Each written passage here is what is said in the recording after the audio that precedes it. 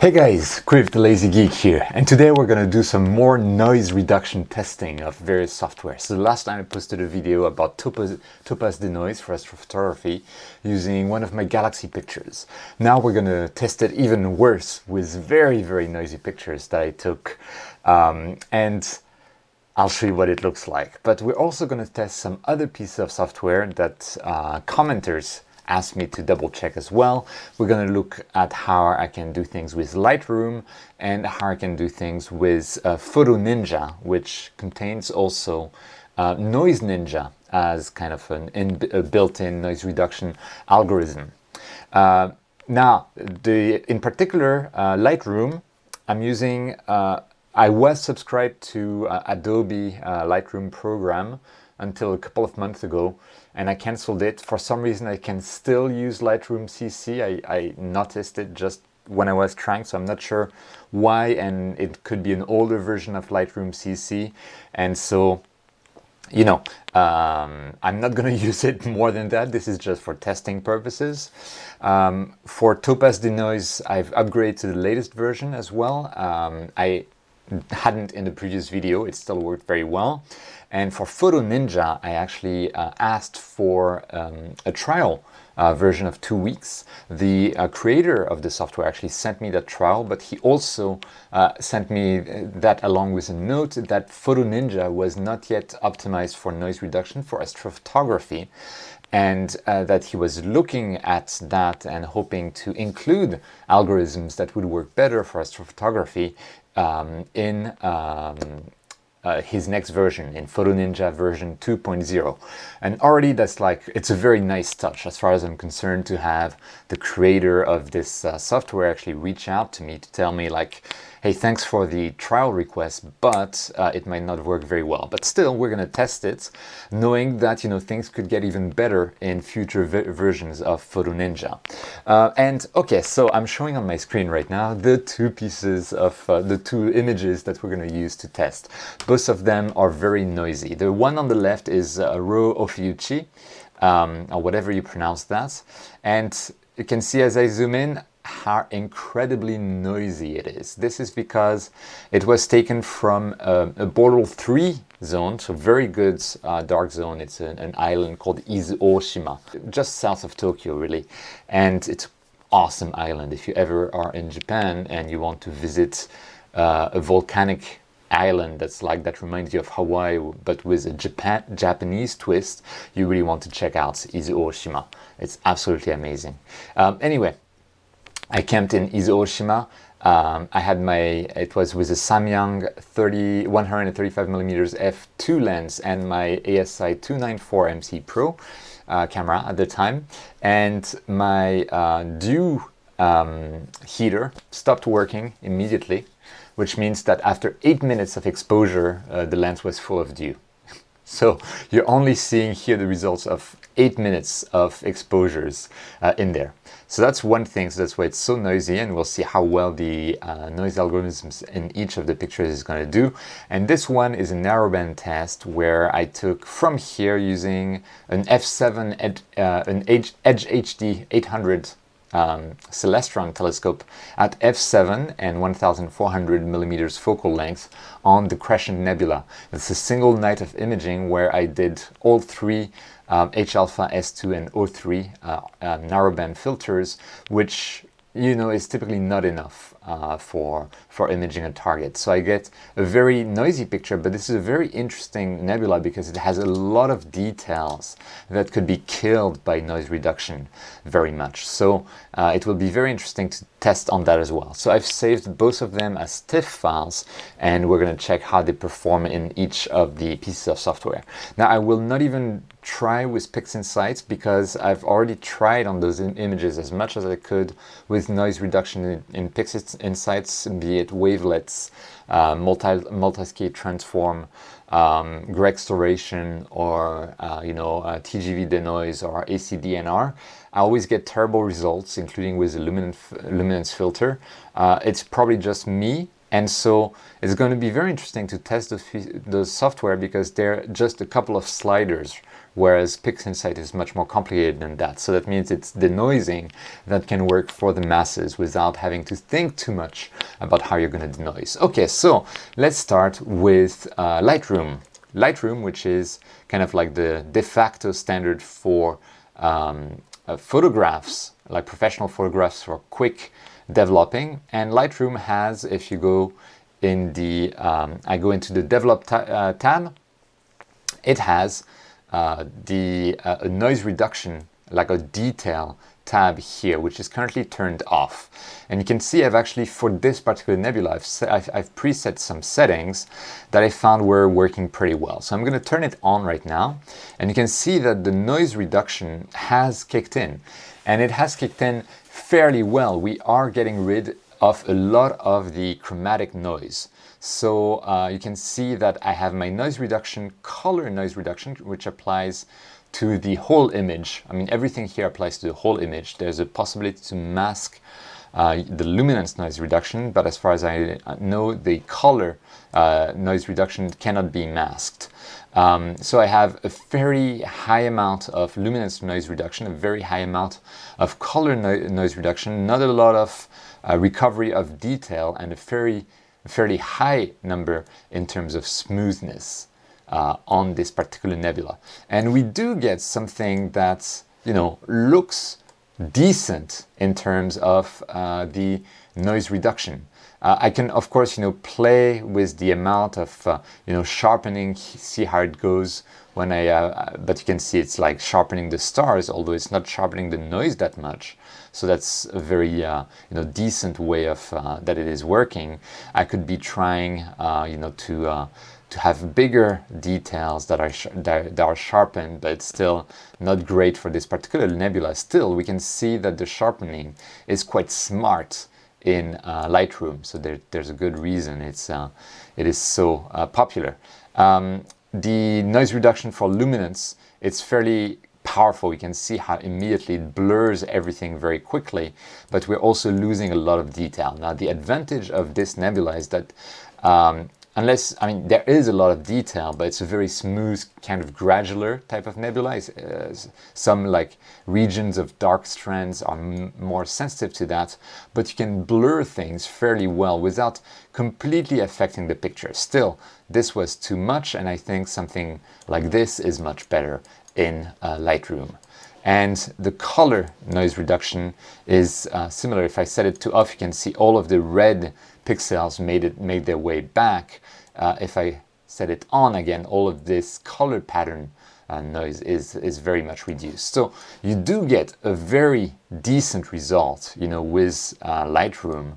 Although it feels like you've kind of like spread out, like you're painting above in aqua colors, kind of the nebula. So if I do off and on, I'm losing stars. I can see it's like much more of a painting. It's like almost more artistic than it used to be. But still, it's a very decent result. I might lower a bit the luminance to get less of this aqua painting kind of effect. Maybe increase a bit the detail on both, and let's see when I turn it on and off. Still, but okay, let's again, that's for me. I'm not an expert in Lightroom. I'm just going to keep it like that. We're going to do the next one, which is the Crescent Nebula. And the Crescent Nebula is yet another challenge. And we're going to go to detail, and I'm going to start with the color noise reduction. And that doesn't seem to do much because I don't have that much color patterns because I was doing monochrome all RGB.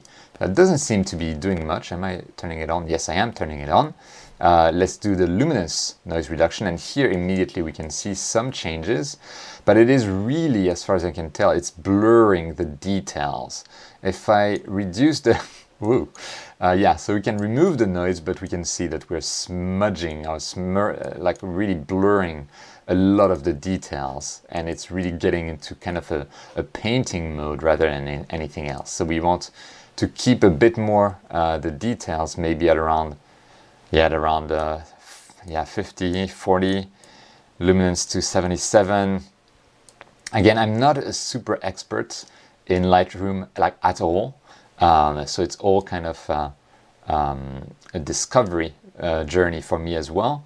But it does give a good idea, you know, of what, with a few slider changes, you can achieve. And here is the result, like looking at the overall nebula off and on. We're losing some detail, so I can see like areas around here in particular, they're getting like smudged out. But still, we're not, like, these strands here are still there. And I think the most difficult ones are here.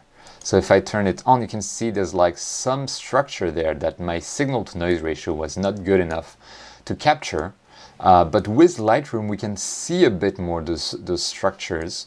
And we haven't, you know, completely blurred them out. It does feel like more artificial to me, but it honestly, from that source file, which is very, very noisy, I think it is a very decent kind of result.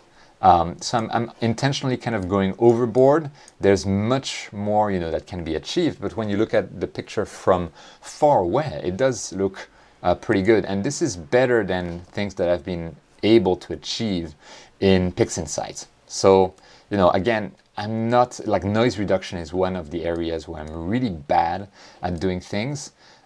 So that's something to keep in mind. But I always like the fact that you can have a couple of sliders and get something that looks better, at least when you're not like pixel peeping, which as far as I'm concerned, is kind of a bad habit in astrophotography that we have. We'd be much happier as a bunch to stop pixel peeping. But regardless, here we have it for those two images. So I am going to export them. Okay, and the export is launched, so let's go to the next one, which will be PhotoNinja. So in PhotoNinja, I already have the Rho Ophiuchi Nebula turned on, and we can see there's this on the left-hand side Noise Ninja option or module that's available. Yeah, anything with the word ninja in it for someone in Japan kind of appeals, even though it's very much kind of Orientalism rather than anything else. But let's have a look at how it can look like. So we have, again, like the very noisy image to start with, but you can see I have some color reduction that's going on already. And I can see that by taking the slider upwards, I am indeed reducing a lot that color reduction. If I go back to 0, all of this pixel noise that I had around here is back. If I put it higher, we're losing a bit of saturation, but all of that color noise is more or less gone, which is really a big task on such an image. Then we have the luminance noise reduction, which should kind of smooth out the whole image. So I'm turning it on, and we're probably going to put this residual noise and detail slider down and the smoothing up. And yeah, immediately we can see that smoothing is ongoing. Although, I mean, I'm not sure whether this is going to be the case when I save the file. We'll be comparing the final files, you know, one after the other for each of the software in the end.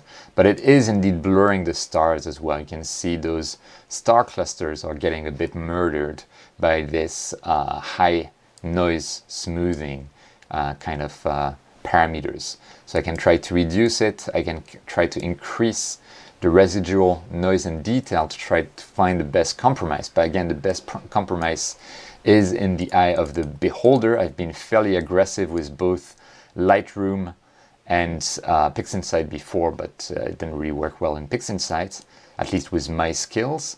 I can tell that I'm recovering too much detail because those darker nebulas are not working very well. So I'm gonna like put the residual noise and detail to much lower, the smoothing to much higher. Okay, and I quickly had to restart PhotoNinja. I'm not sure why. Suddenly all of the menus at the top were grayed out and I could not do anything. Maybe I messed around with the noise reduction too much. And we can go back. We can try to enable again, you know, some smoothing in the luminance, lower noise, residual noise recovery, and higher strengths of noise reduction. Now, I'm not, you know, an expert in Noise Ninja. I'm just trying it out. Plus, we have the word from the creator of Noise Ninja that it's probably not great for astrophotographs. Still, I think like when you're zooming out, it does give a decent result. In a way, it's much less of a painting kind of result than we got from the other pieces of software for now. To me, it manages to strike a fairly good balance between the noise reduction and the keeping of the details with, you know, me not going too much overboard. So there is definitely some strength to Noise Ninja, although in the end it's all in the eye of the beholder, especially when you're talking about noise reduction. Anyway, let's save this, except that I'm having this issue with the menus again. I don't know what's happening, why. Okay, and I figured out why all the menus were grayed out. I had to click apply on the Noise Ninja noise. So this is why I had this issue. So never mind that I had to restart Noise Ninja earlier. Still, I don't mind the result that much, but it's true that when you're zooming in, it pales in comparison to the other programs that we've been trying. So let's try to render this image, and I am going to save it to the same folder for everyone. Okay, let's go to the next one for Noise Ninja, which is the Crescent Nebula. And here we have it loaded, and again I am going to go to Noise Ninja itself, and we're going to play around with the noise reduction settings. Again, I'm really bad at noise reduction. I'll be putting the data in the video description so that you can test it out. Okay, and so we're doing, I think we're going to do again residual. We're going to lower that a little bit because otherwise we get too much of that noise that's left. And we're going to smooth a little bit more. And yeah, we're getting something that looks fairly similar, I think, to what we had in Lightroom. Yeah, it looks pretty decent when it's zoomed out. Like this is without, this is with. It's definitely like from far away it looks better. And the color noise reduction is also doing some work there. And we can still see some of the details, or most of the details that are in the nebula. I think this one would have gained at me doing some deconvolution in the linear stage. When I was doing this capture, I didn't know how to do deconvolution yet, so I haven't done it on this image. But still, we're getting decent results. It just feels like there's something weird going on compared to Lightroom. And still, I think like this is a fairly decent compromise. I might try to recover a bit more noise and detail, which seems to be working very well. And again, I apologize because I am not an expert in Noise Ninja or in PhotoNinja in general. So I have the data in the description. If you want to give it a go, go for it. And okay, so here we are with Noise Ninja. I'm gonna leave it at that. I'm gonna apply the changes and we're gonna render this. And here we are. We're done with Noise Ninja. And now we can go to the one you've always all been waiting for, TopazDenoise. So we've already loaded both files in TopazDenoise. And as before, we can see that when we use Denoise AI, even if I try auto detect settings, we get something really weird. It's finding pattern within the noise and keeping that pattern. Will almost have like diagonal lines in there. And even if I really increase, you know, the amount there, it really tries as much as possible to keep those diagonal lines in, which is not something we want. So for this nebula at least, the Denoise AI is not a good algorithm, but AI Clear might be doing a better work. So let's try with AI Clear. The first impression is that, it's the same. I mean, it doesn't have those diagonal lines, but it doesn't seem to do much. But let's go auto detect settings. Let's see what that do. Ooh. Okay. Well, that smooths things out a lot, that's for sure. The stars get a bit like jagged with TopazDenoise, as I see, but when I look at an area like this is a bit magical, the amount of change that occurred here. But then you can see like this starburst kind of star. Like, I'm not even sure if it was a star or a star cluster. It is a star, obviously, but there is loss of some detail there. But for example, this star cluster here, this globular cluster, is not so affected. It's actually very well protected by TopazDenoise. And I think TopazDenoise really, even with the supposedly simpler AI clear kind of algorithm, does an excellent job overall. And we could try to recover some details, like maybe put it at 10, but actually recovering the details, it seems to me, is actually just like not recovering details from the nebula, but recovering details from within the noise. So let's not do that. Yeah, let's not do that. Recover details to 0 and enhance sharpness to low. And maybe some more like color noise reduction, whatever that is. If you notice any color noise remaining, actually we don't really notice color noise remaining, so I can set this slider to 0. This is looking pretty well. Now that I've noticed this slider, maybe I want to go back to Denoise AI and try to amp. Okay, I see what this slider does. Okay, but really Denoise AI is not the right algorithm for my nebula here. So I think this is much better. Oh yeah, oh yeah. So we're gonna keep that as it is, and we can do the Crescent Nebula in one go here. And again, the Denoise AI seems to be confused by the amount of noise that there are in those images, and I will admit those images are very challenging for such software. But let's try the AI Clear model. And let's try to auto-detect the settings.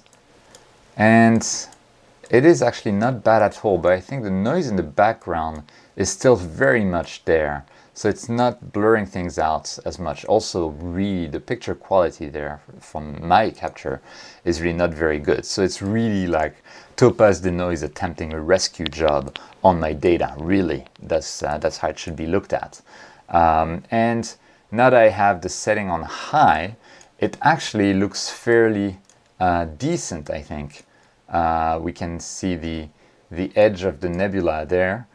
We can try to amp a bit the chroma noise reduction there, color noise reduction, but yeah, it's not that bad. I guess it could be, better. I'm almost liking the Lightroom results better from memory, but still, it gives, I think, a very good, it really preserves the details in the nebula very smartly.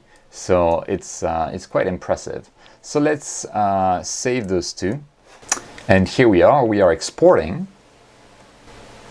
And the exporting is done. So we've done our noise reduction with Lightroom, with PhotoNinja, and with TopazDenoise. And let's have a look, opening all of those images, and let's have a look at how they look like. Okay, let's just open them in an image viewer one by one. So here is the nebula processed in Lightroom. So I'm zooming in, we're looking that details are there, but there's definitely remnants of noise that are there. The star cluster there has been fairly well murdered as well. I could probably have done some masking and stuff, but it does make things much more complicated immediately. Then we have the image in Noise Ninja. So Noise Ninja, yeah, so I think it's almost there, but you can see there's this kind of like weird, almost like compression artifacts that are created here. I'm not sure whether it's me doing something wrong because it almost looks like a low quality JPEG, right? Which it really should not be the case. It has preserved details in the star clusters much better than Lightroom did. So there is something really good going for our Noise Ninja, and I have really high hopes for the next version of the encapsulating software PhotoNinja. And now let's look at TopazDenoise. Yeah, I mean, from far away, seriously, TopazDenoise is the clear winner for this particular nebula picture as far as I'm concerned. So this is Lightroom, this is PhotoNinja, This is TopazDenoise, and let's see when I zoom in, and TopazDenoise, it did a really good job at preserving what is the actual nebula and the dark streaks of the nebula. The stars are jagged, but it also did a good job at more or less preserving this star cluster. Maybe not as well as Lightroom, but still pretty well. I'm really impressed again by TopazDenoise and how it performs there. This started with really crazily noisy data, just to remind you how the data was originally. So considering that, all three software and methods performed admirably, but it's just TopazDenoise really takes the crown in terms of simplicity and, you know, it just works kind of thing. Of course, the low number of parameters and the fact that with AI you don't even know what the AI is actually doing or how it learned, so it's you know, it can be like very frustrating to not have enough parameters to work with. But still, I am finding this quite impressive on TopazDenoise, and I find this a clear improvement over the original noisy picture. This is something that I could actually print and use, or I could actually post on a website. This looks fairly decent, and remember, this is 8 minutes of data. 8 minutes of data. I really want to take images of this again with my 135mm lens. Anyway, let's go to the next one, which is going to be the Crescent Nebula. And we're starting with Lightroom. And Lightroom, to me, it seems to have done a really good job here. The nebula details, as we saw when we were doing the processing in Lightroom, are still there for the most part. They're a bit smudged out, but by and large, they've been conserved without even having to use, you know, too much masking. It does feel like, you know, that there's like paint strokes going here and there and kind of smudging everything together, but the main details are still there. It looks more like a painting than it does in astrophotography when you look close, but when you zoom out, it really looks, it's a sharp improvement over my original picture here, and I think it looks quite good. It has maintained the star shapes, it has maintained the nebula. We have the outer shell of the nebula that's still visible here. Honestly, I think Lightroom did a very good job in there. Then we go to Noise Ninja, and yeah, from far away, Noise Ninja, like Lightroom, Noise Ninja, Lightroom, Noise Ninja, Lightroom, Noise Ninja. It's the same thing. I see almost no difference between the two, at least from far away. And if we zoom in, that's where, again, it seems, and Noise Ninja seems to have a different approach than Lightroom. Lightroom is more artistic. It's like, it almost looks like paintbrushes. Noise Ninja, it almost looks like JPEG compression artifacts. So that's a drawback of Noise Ninja at this stage, but still, it's a very, you know, decent result, and I have high hopes for the next version. And now we're going to TopazDenoise, and TopazDenoise kind of struggled with this one. You can see the noise is still there, even though we were on the high settings of AI Clear, and it tried to maintain all of that contrast, but it misidentified the noise as signal because there was simply too much noise, and the noise had too much of a pattern to it. So from far away it looks okay, but from far away I think I prefer the Lightroom noise reduction to the TopazDenoise noise reduction. Like the Lightroom really seems to have, for this particular nebula, achieved a very good like compromise between noise reduction and preservation of details. It only breaks down when you zoom in, but even then it is not completely obvious. And you know, you're always happier not pixel peeping in astrophotography. Okay, so I am going to show all of those pictures one by one at the end of this video, so you can see and judge for yourself. I'm also going to post not only the source files, but also the processed files, and you'll have the links in the description below, so you can judge for yourself and test for yourself. Thank you so much for watching this video. Please don't forget to like this video if you liked it, also to subscribe. I have tons of new content coming up, not just noise reduction, but calibration frames, starting astrophotography for lazy people, explanations about noise in astrophotography, imaging nights, tons of stuff going on this channel up very soon. So make sure you subscribe, you click on that notification bell, and again, thank you so much for watching. Don't forget to look up at the stars whenever you can, and I'll see you next time.